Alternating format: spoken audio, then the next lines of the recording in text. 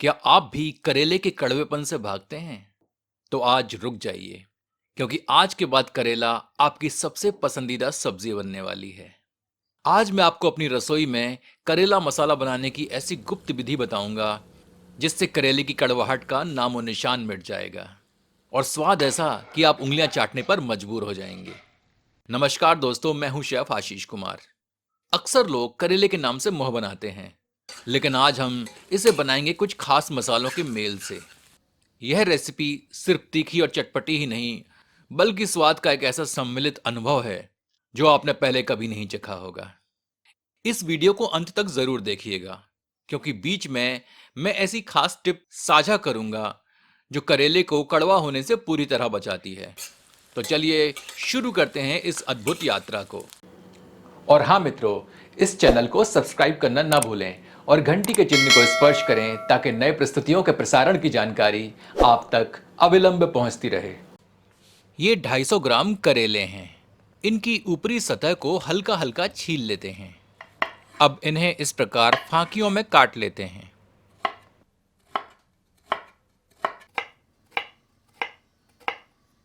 अब इसमें आधा टीस्पून नमक और 1/4 टीस्पून हल्दी सम्मिलित करते हैं। नमक और हल्दी को करेलों में अच्छी तरह से मिला देते हैं। इन्हें 1 से 2 घंटे के लिए कमरे के तापमान पर छोड़ देते हैं। यह एक छोटे आकार का कच्चा आम है। इसे छील लेते हैं। अब छिले हुए आम को पुनः छीलकर इसका सारा गूदा निकाल लेते हैं। अब इस छीलन को छोटे छोटे टुकड़ों में काट लेते हैं। हम इसका आधा भाग ही अपने व्यंजन में प्रयोग करेंगे।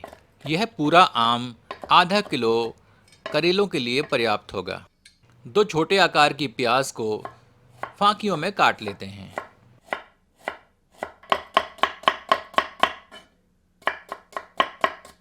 एक बड़े आकार के टमाटर को बारीक काट लेते हैं।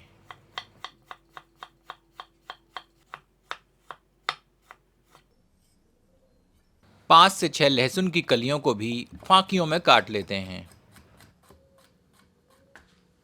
अब करेले के टुकड़ों को मुट्ठी से दबाकर जितना संभव हो सके इसका रस निकाल देते हैं, क्योंकि सारी कड़वाहट इस रस में ही होती है।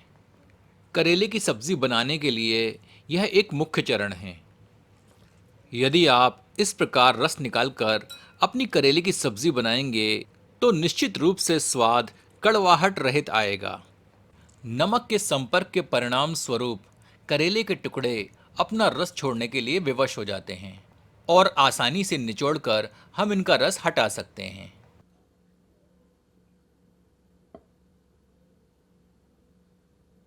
हमारे करेले अब सब्जी बनाने के लिए तैयार हैं।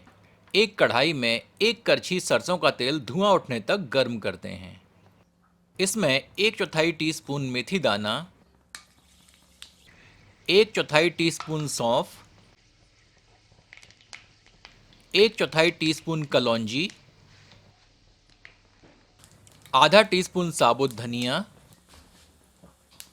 1/4 टीस्पून जीरा और 1/4 टीस्पून काली सरसों सम्मिलित करते हैं। कुछ क्षण भूनने के उपरांत इसमें कटा हुआ लहसुन सम्मिलित करते हैं। जैसे ही लहसुन भुनकर सुनहरे रंग में परिवर्तित हो, इसमें करेला सम्मिलित करते हैं। आंच को मध्यम कर लेते हैं और करेले को 3 से 4 मिनट भूनते हैं।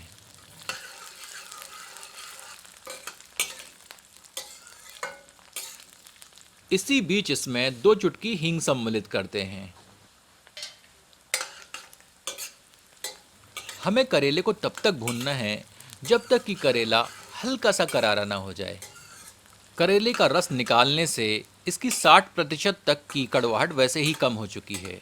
इस प्रकार भूनने से थोड़ी कड़वाहट और कम हो जाएगी। अब इसमें प्याज सम्मिलित करते हैं। प्याज को करेलों के साथ मिलाकर मध्यम आंच पर तब तक भूनते हैं जब तक कि प्याज थोड़ी पारदर्शी नहीं हो जाती। जब अधिक मात्रा में हम प्याज करेलों के साथ पकाते हैं तो इस मेल के परिणाम स्वरूप थोड़ी कड़वाहट और कम हो जाती है।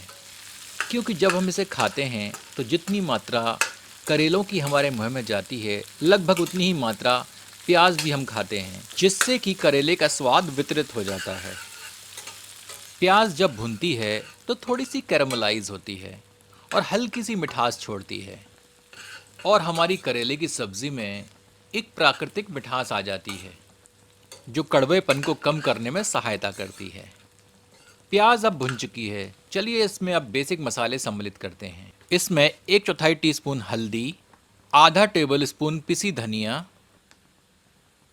स्वादानुसार पिसी लाल मिर्च और स्वादानुसार नमक सम्मिलित करते हैं।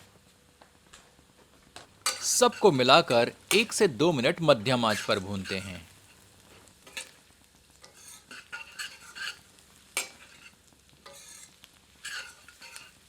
अब इसमें 2 टेबलस्पून के लगभग कच्चा आम सम्मिलित करते हैं। कटा हुआ टमाटर सम्मिलित करते हैं। सबको अच्छी तरह मिला देते हैं। अब इसे ढककर 10 से 15 मिनट धीमी आंच पर पकाते हैं, जब तक कि टमाटर अच्छी तरह गल नहीं जाता, पर बीच बीच में करछी चलाते रहते हैं। टमाटर गलकर धीरे धीरे अपनी नमी छोड़ता है, जो नमी करेलों को पकने में सहायता करती है, और हमें अलग से पानी सम्मिलित करने की आवश्यकता नहीं पड़ती।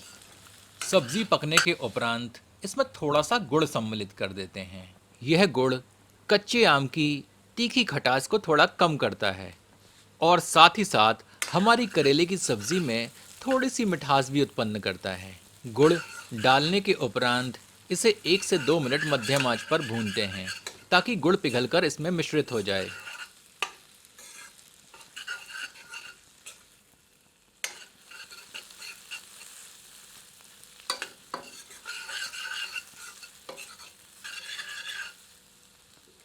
हमारी खट्टी मीठी और तीखी करेले की सब्जी बनकर तैयार है। इसमें थोड़ी बारीक कटी हुई धनिया की पत्तियां सम्मिलित करते हैं। आपसे आग्रह है कि एक बार करेला मसाला इस विधि से बनाकर अपना अनुभव हमसे एवं इस चैनल के समस्त दर्शकों से साझा करें। यदि आप बताए गए चरणों का अनुसरण कर इस सब्जी को बनाएंगे तो निश्चित रूप से आपकी सब्जी स्वादिष्ट बनेगी। इसका आनंद आप अपनी पसंद की रोटियों से उठाएं, और दाल चावल के साथ तो इसके क्या ही कहने। यदि आपको यह रेसिपी पसंद आई हो तो इसे अपने मित्रों के साथ साझा करें, और चैनल को सब्सक्राइब करना ना भूलें। मिलते हैं एक नए वीडियो में एक नई रेसिपी के साथ। धन्यवाद।